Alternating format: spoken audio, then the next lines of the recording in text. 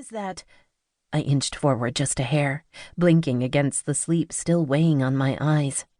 It was a man, I thought. Button-down shirt, short hair. "Taylor," he finally said. "Taylor Dinescu." Dinescu? As in Dinescu Petroleum Corporation? It couldn't be the same family. I licked my lips, swallowing again.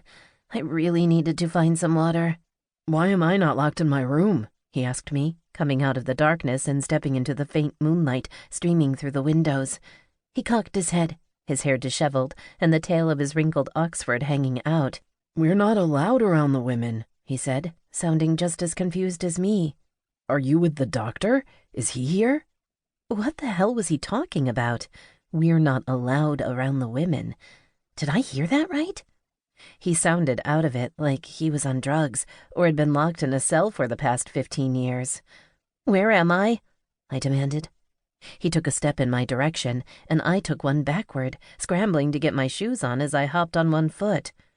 He closed his eyes, inhaling as he inched closer. "Jesus," he panted.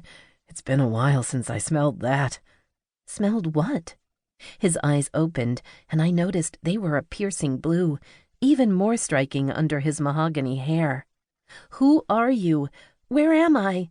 I barked. I didn't recognize this guy. He slithered closer, almost animalistic in his movements, with a predatory look on his face now that made the hairs on my arms stand up. He looked suddenly alert. Fuck. I searched for some kind of weapon around me. "The locations change," he said, and I backed up a step for every step toward me he took, but the name stays the same, Black Church. "What is that?" I asked. "Where are we? Am I still in San Francisco?" He shrugged. "I can't answer that. We could be in Siberia or 10 miles from Disneyland," he replied. "We're the last ones to know. All we know is that it's remote." We? Who else was here? Where were they? And where the hell was I, for that matter? What was Black Church? It sounded vaguely familiar, but I couldn't think right now. How could he not know where he was? What city or state or country, even? My God, country. I was in America, right? I had to be. I felt sick. But water. I'd heard water when I woke, and I perked my ears, hearing the dull, steady pounding of it around us. Were we near a waterfall? "There's no one here with you?" he asked, as if he couldn't believe that I was really standing here. "You shouldn't be so close to us. They never let the females close to us." "What females?" "The nurses, cleaners, staff," he said. "They come once a month to resupply, but we're confined to our rooms until they leave. Did you get left behind?" I bared my teeth, losing my patience. Enough with the questions. I had no idea what the hell he was talking about, and my heart was pounding so hard it hurt. They never let the females close to us. My God, why? I retreated toward the staircase, moving backward, so I didn't take my eyes off him, and started to descend as he advanced on me. "I want to use the phone," I told him. "Where is it?" He just shook his head, and my heart sank.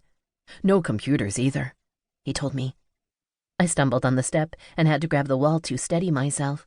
When I looked up, he was there, gazing down at me, his lips twitching with a grin. "No, no." I slid down a few more steps. "Don't worry," he offered. "I just wanted a little sniff. He'll want the first taste." He? I looked down the stairs, seeing a canister of umbrellas. Nice and pointy. That'll do.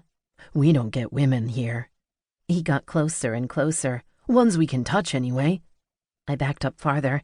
If I bolted for a weapon, would he be able to grab me? Would he grab me? "No women, no communication with the world," he went on. "No drugs, liquor, or smokes either." "What is Black Church?" I asked. "A prison." I looked around, noticing the expensive marble floors, the fixtures and carpets, and the fancy gold accents and statues.